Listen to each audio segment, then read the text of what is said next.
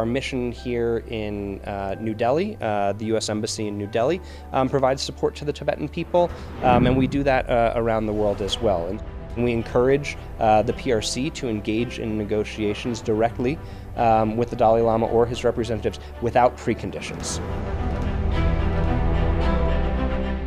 We continue to call for those direct talks, and we're open to creative solutions. Our government talks with those here, talks with the Central Tibetan Administration on ways that we can perhaps come up with creative ways to start these direct talks.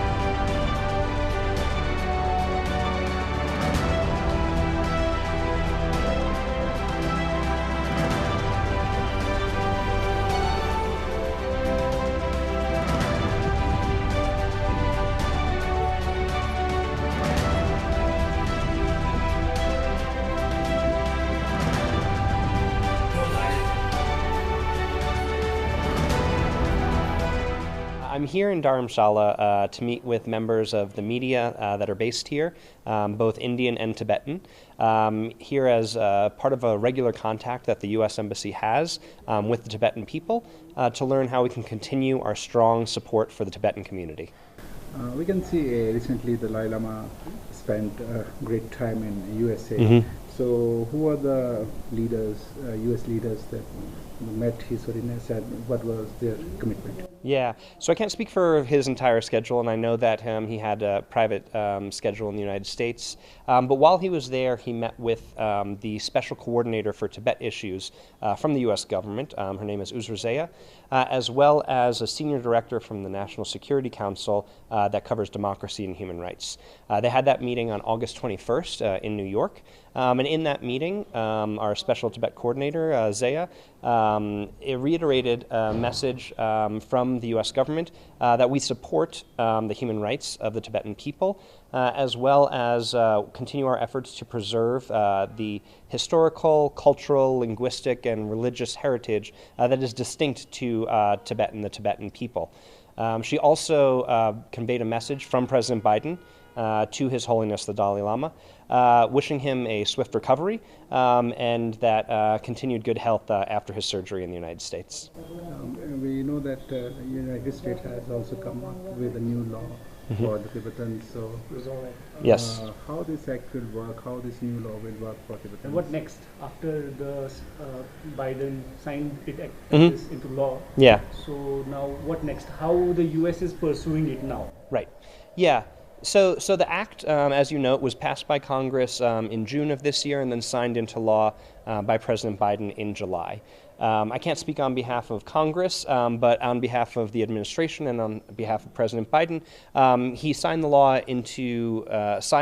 act into law because we agree with the sentiment of the law that it is there to protect the human rights of the Tibetan people, and it reaffirms, as I said, our commitment to the distinct historical, cultural, linguistic, and religious heritage of the Tibetan people. The law also discusses Tibet as a political entity. It's been long-standing policy of the United States and the Tibet. It has been long-standing policy of the United States, and the President reiterated that the United States government does still see the Tibet Autonomous Region and other Tibetan areas of the People's Republic of China as a part of the People's Republic of China. That doesn't change anything from our policy, and that's something that the president does control, how we determine what international borders are. However, I think the next steps are what we have been encouraging for a long time, which is a direct negotiation between the PRC and the Dalai Lama or his representatives. It's been 13 years since there have been these direct negotiations, and we encourage the PRC to engage in negotiations directly with the Dalai Lama or his representatives without preconditions.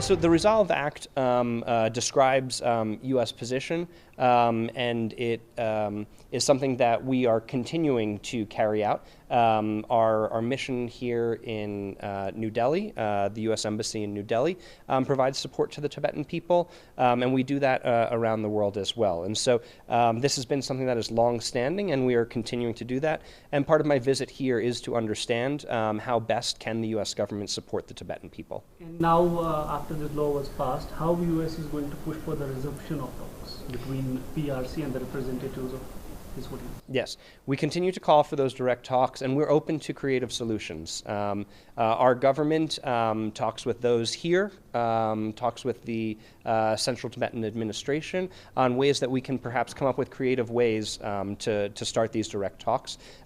We again would really like to see these talks start directly without any preconditions as soon as possible.